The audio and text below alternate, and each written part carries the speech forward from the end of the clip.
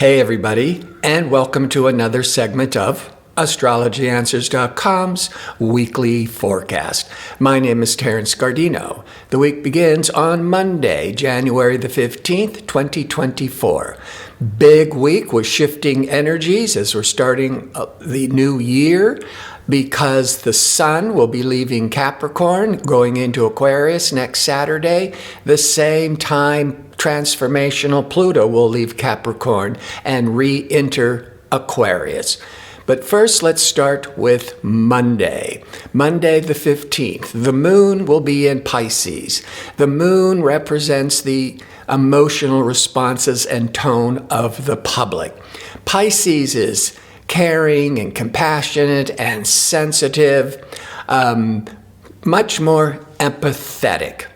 The Sun in Capricorn will be in harmony with Neptune for the whole day. And Neptune is the planet that's associated with Pisces. So here we're having the moon in Pisces, giving this empathetic, sensitive day. And then the Sun is putting a real spotlight on a positive ways of all things Neptune, and Neptune rules Pisces. That Sun-Neptune can trigger a lot more charity, creativity, idealism. It's a healing energy, intuitive energy. By 8:49 p.m. Pacific time, the moon will leave sensitive Pisces and move into assertive, fiery Aries, really kind of motivating our energies. So as we go into Tuesday, here's the moon for the next couple of days in fiery, impulsive, courageous Aries. But it's going to be in a difficult angle called a square with Mars around noon, maybe to 2 p.m. Pacific time. Mars is the warrior planet. Mars is actually the ruling planet for Aries. So here's the moon in emotional Aries, ruled by Mars, but forming a tension to Mars around noon, 1 p.m. Pacific time. That can trigger a lot of emotional upsets, anxiousness, impulsiveness. Not a good time, that may be around noon to 1 p.m. to be having discussing relationships, discussing business, because you're more stressed, you're more argumentative, more that anxious energies. The point is, this too shall pass, and it's only strong for an hour or two. On Wednesday, the 17th, the moon continues in fiery, assertive Aries, but around the same time, noon to 1 p.m. Pacific time, the moon will be in harmony, called a trine, the best flow of energy to Venus. Venus is love and relationships. Venus represents diplomacy and creativity. And so having the emotional moon in harmony with Venus, it would be an ideal time to be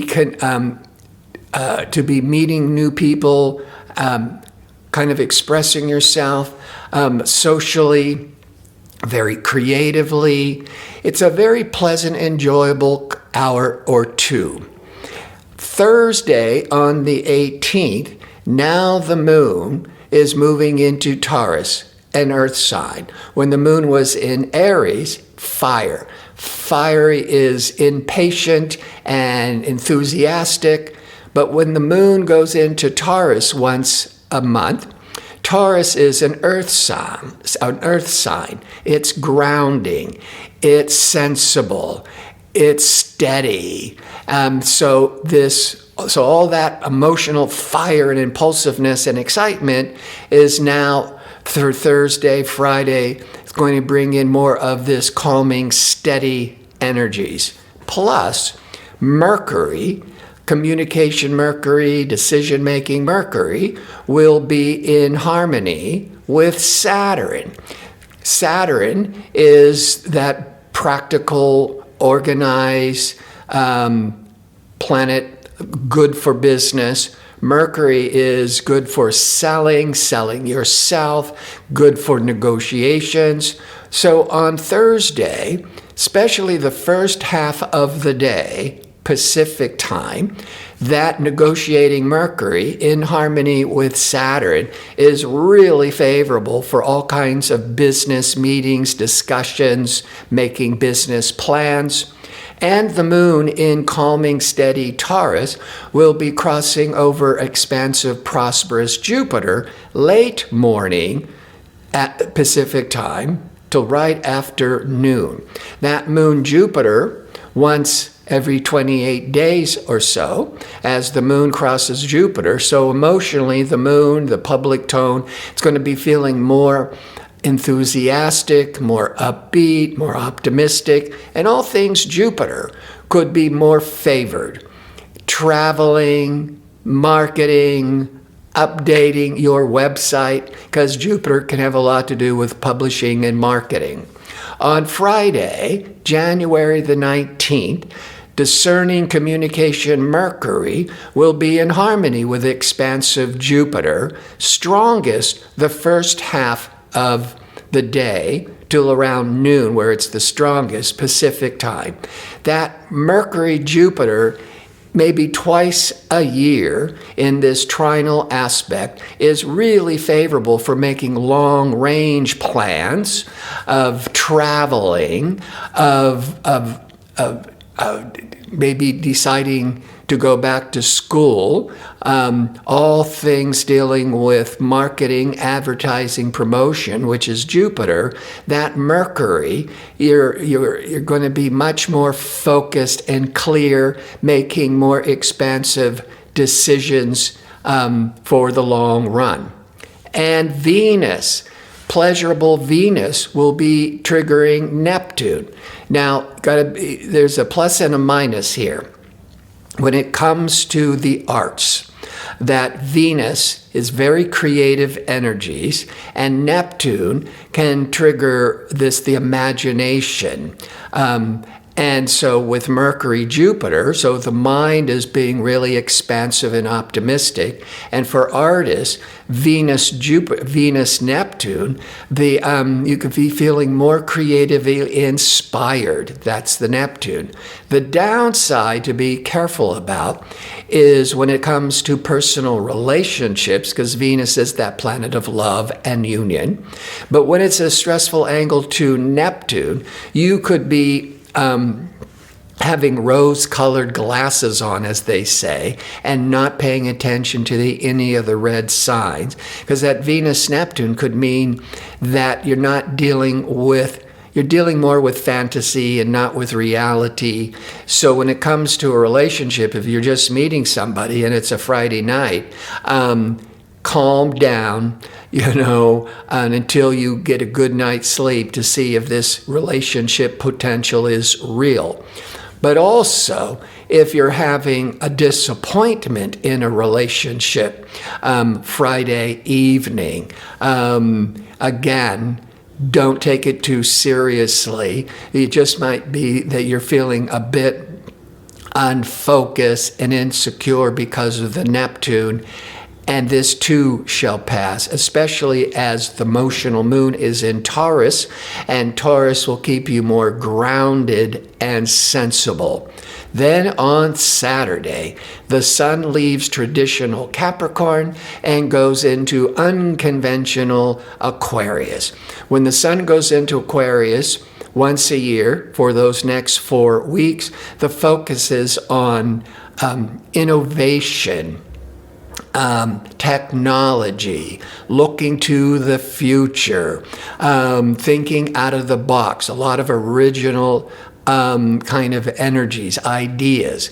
At the same time on Saturday, transformational Pluto is going into Aquarius, which will be there through the end of August. Now, if you've been watching my videos, I mentioned how from the end of March to the beginning of June 2023, Pluto, transformational Pluto, entered into Aquarius very briefly, just kind of planting seeds for all this Aquarius energy. Pluto's about transformation. Pluto, the last time Pluto was in Aquarius was 243 years ago, which was prompting the personal freedoms from the French and the American revolutions. Then Pluto, last June, retrograded back into Capricorn, trying to make sure you've learned the lessons of Capricorn. Capricorn is economics and government. And now, January the 20th, 2024, Pluto is back into Aquarius, but only through the end of August. Then it retrogrades back into Capricorn, just tying up loose ends. The end of November 2024, it goes back into Aquarius and remains for nearly 20 years. So there's going to be all this major push and advancements with all things Aquarius. Technology, science, personal freedoms. Now, that sun in Aquarius on Saturday is putting a spotlight on the same day that Pluto is moving into Aquarius. That sun is putting a spotlight and giving you clues of how this Pluto, this major transformational Pluto and Aquarius energy could be impacting the world, but could be impacting your personal life. And the moon will be in Gemini, starting at 6 a.m. on the 20th, 6 a.m. Pacific time. Gemini is an air sign, compatible with all that Aquarius and air sign. So with the Gemini, it's really favorable for a lot of ideas, brainstorming, running around, errands, lots of stimulating conversations. And on Sunday, the 21st, the moon continues in Gemini. The moon's not making any important aspects to other planets. There aren't any other planetary events. So it's a calm day, but it's very mentally stimulating, wanting to connect with friends and family with lots of stimulating ideas. So I want to thank you for tuning in. I hope to see you next week with my next segment. Until then, be safe and well.